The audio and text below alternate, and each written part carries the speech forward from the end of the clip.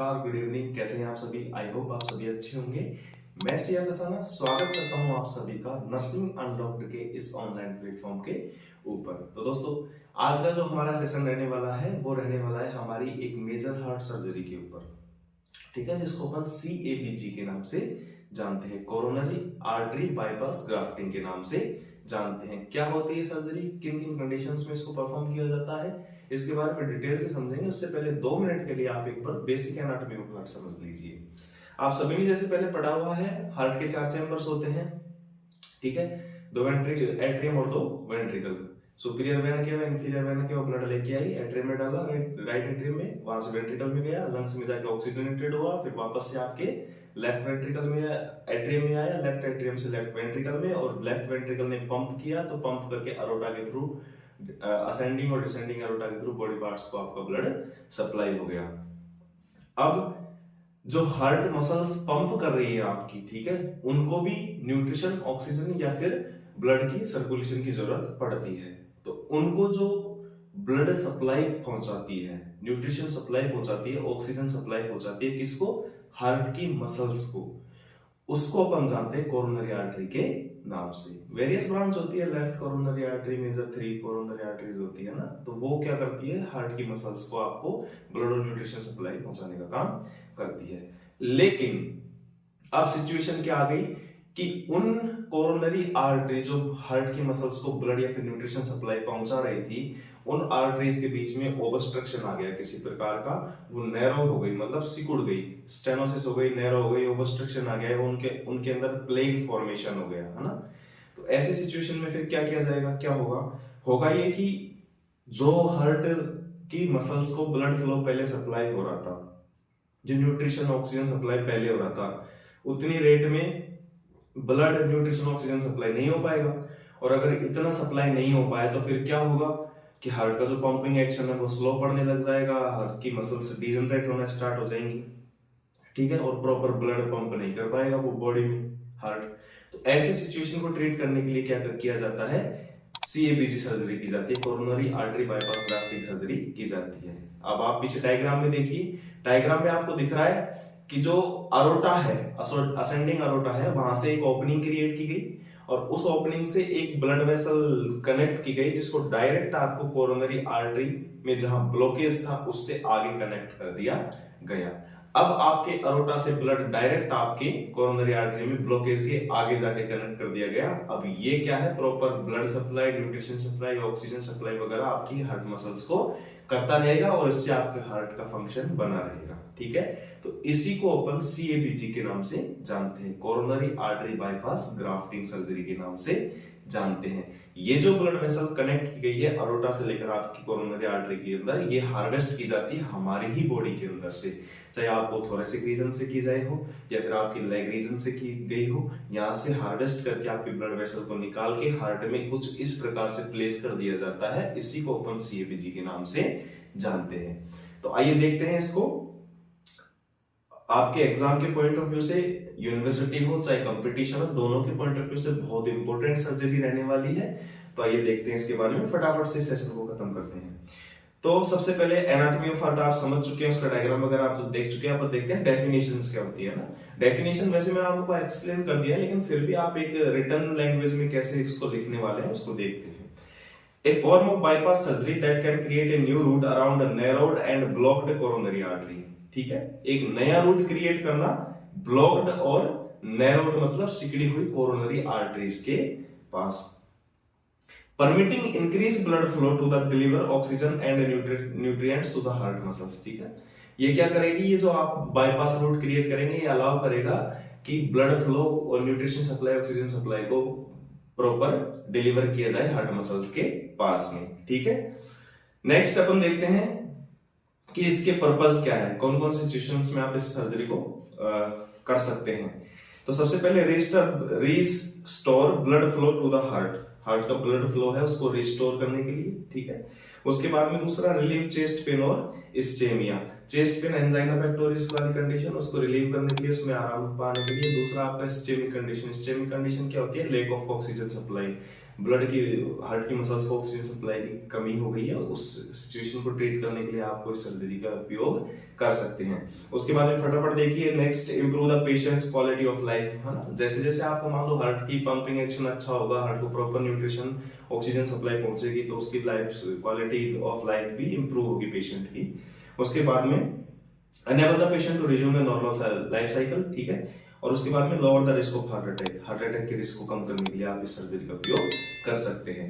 तो नेक्स्ट देखते हैं इसके बाद में इंडिकेशंस क्या क्या है, ठीक है। इंडिकेशंस वैसे डिपेंड करता है कि सिम्टम्स की सीवियरिटी कितनी है। अगर सिम्टम्स की सीवियरिटी ज्यादा है तो उस सिचुएशन में आप इस सर्जरी को परफॉर्म कर सकते हैं। और उसके अलावा देखते हैं left main artery disease equivalent, मतलब कि वही जो लेफ्ट कोरोनरी आर्टरी है जो लेफ्ट साइड ऑफ हार्ट को ब्लड सप्लाई करती है, उसमें अगर किसी प्रकार का कोई डिजीज हो गया है तो आप इसको परफॉर्म कर सकते हैं।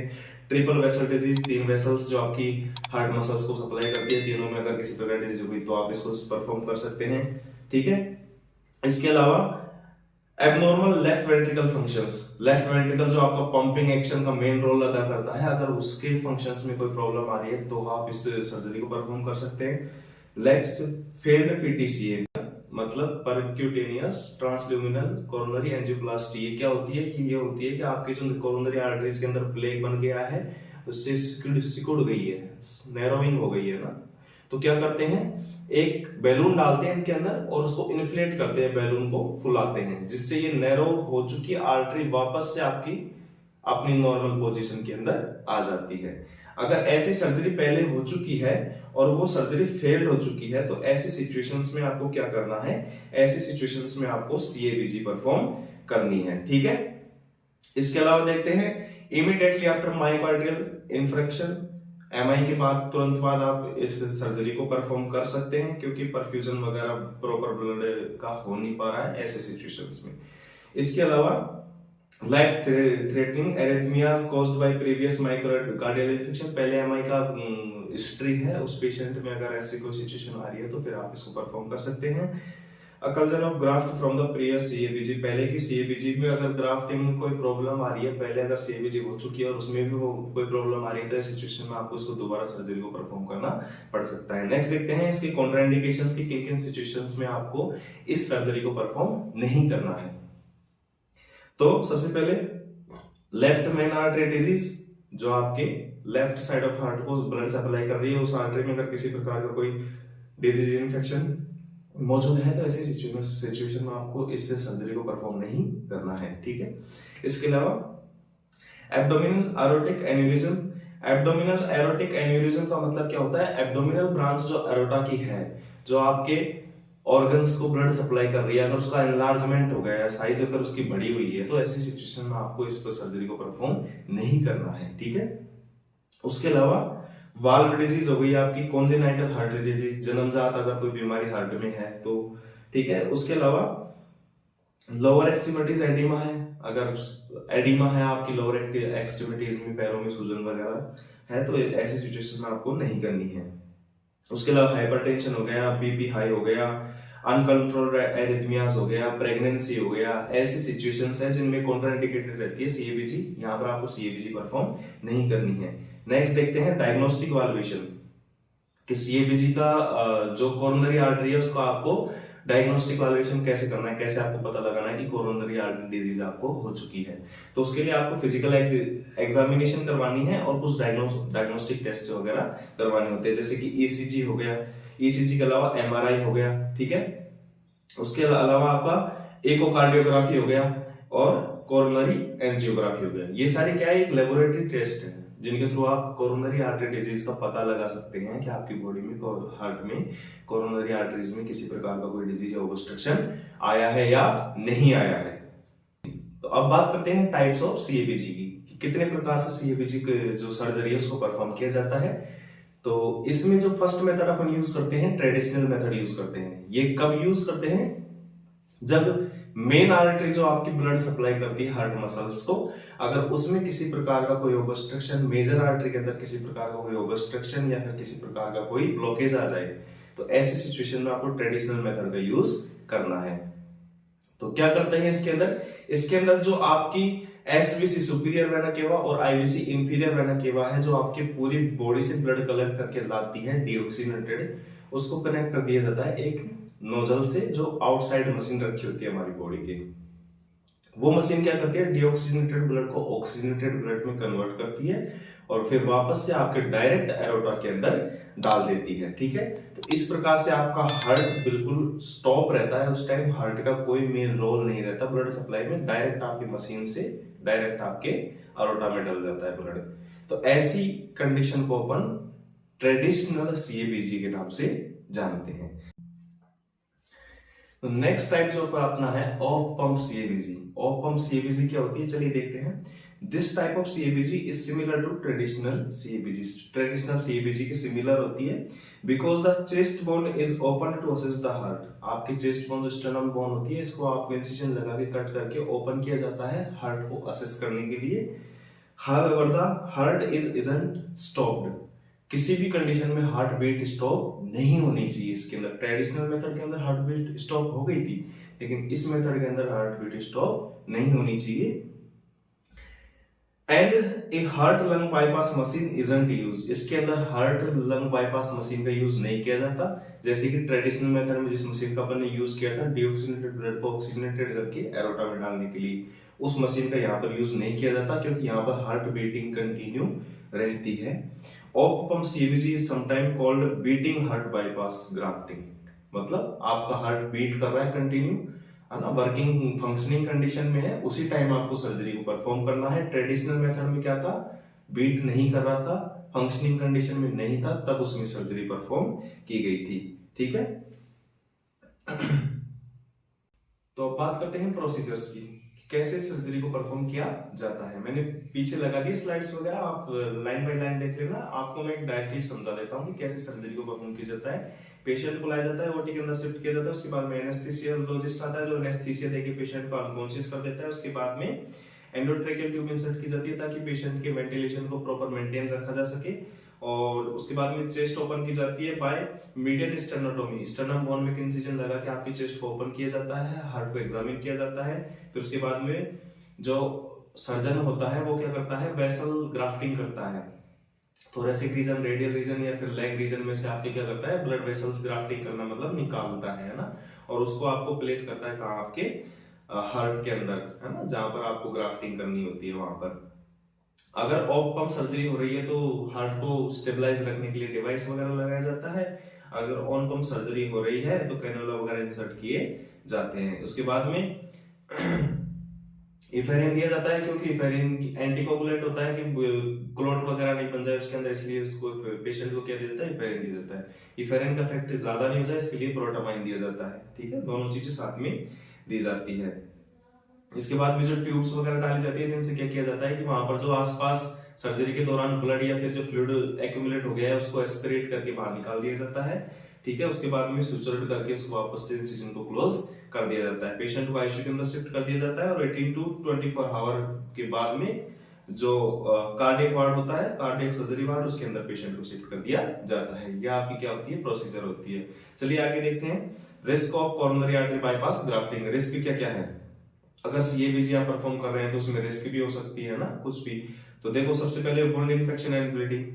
वुंड जो आपका इंसिजन लगा है उसके अंदर इन्फेक्शन या ब्लीडिंग हो सकती है। Reaction of anaesthesia. एनेस्थीसिया से क्या हो सकता है, पेशेंट की बॉडी में रिएक्शन हो सकता है। इसके अलावा फीवर हो सकता है, पेन मतलब दर्द हो सकता है। स्ट्रोक, हार्ट अटैक जैसी इवन डेथ तक सीएबीजी के दौरान किसी पेशेंट की हो सकती है। तो नर्सिंग मैनेजमेंट क्या करना है, नर्सेज का क्या रोल रहता है इस सर्जरी के दौरान, वो देखिए। Maintain airway patency. एयरवे की पेटेंसी को मेंटेन करके रखना है। उसके अलावा continuous bed side monitoring. Continuous patient को क्या करना है, मॉनिटर करते रहना है कि उसकी सिचुएशन में कितना इंप्रूवमेंट हो रहा है या नहीं हो रहा है। ठीक है, और जो चेस्ट ट्यूब डाली हुई है उसका मैनेजमेंट करना है। मतलब जो ड्रेनेज ट्यूब डाली हुई है ना, जो आसपास एक्यूमुलेटेड फ्लूइड और ब्लड को बाहर ड्रेन करके निकाल रही है, तो उसका क्या करना है, आपको मैनेजमेंट देखते रहना है, मॉनिटर करते रहना है। असेस पेन लेवल फ्रीक्वेंसी है ना, उसको पेन रिलीफ वगैरह प्रोवाइड करवानी है, एनाल्जेसिक्स वगैरह वगैरह, उसको दर्द वगैरह हो रहा है तो। Assess surgical incision. Surgical incision उसको असेस करना है, उसके ड्रेसिंग वगैरह को चेंज करते रहना है टाइम टू टाइम। ठीक है, और उसके अलावा assess the extremities from the vessels harvested. Look for sign impaired circulation and oedema. जहां से आपकी वेसल हार्वेस्ट की गई है, थोरेसिक रीजन या फिर लेग रीजन या रेडियल रीजन में, तो वहां पर आपको देखते रहना है कि सर्कुलेशन में कोई एडिमा वगैरह वहां पर तो प्रेजेंट नहीं है। और उसकी कॉम्प्लिकेशंस जो जो हो रहे हैं सर्जरी के, उनको आपको मॉनिटर करके और कॉम्प्लिकेशंस के अकॉर्डिंग पेशेंट को क्या देनी है, मेडिसिन प्रोवाइड करवानी है। तो ये था आज का आपका session about the CABG, coronary artery bypass grafting surgery के बारे में। तो आई होप आप सभी को पसंद आया होगा, समझ आया होगा। अगर आपको समझ आया है तो प्लीज चैनल को सब्सक्राइब जरूर करके जाइए, है ना, और बेल आइकन को प्रेस कर लीजिए ताकि आने वाले वीडियो के नोटिफिकेशन आपको टाइमली मिलते रहे। ऐसे ही धमाकेदार सेशंस और अच्छे अच्छे टॉपिक्स मैं आपके लिए लेकर आता रहूंगा। चैनल को शेयर कीजिए अपनी फैमिली फ्रेंड्स के साथ में। जल्द मिलते हैं किसी नए वीडियो में किसी नए टॉपिक के साथ। तब तक के लिए हंसते रहिए, मुस्कुराते रहिए। जय हिंद, जय भारत।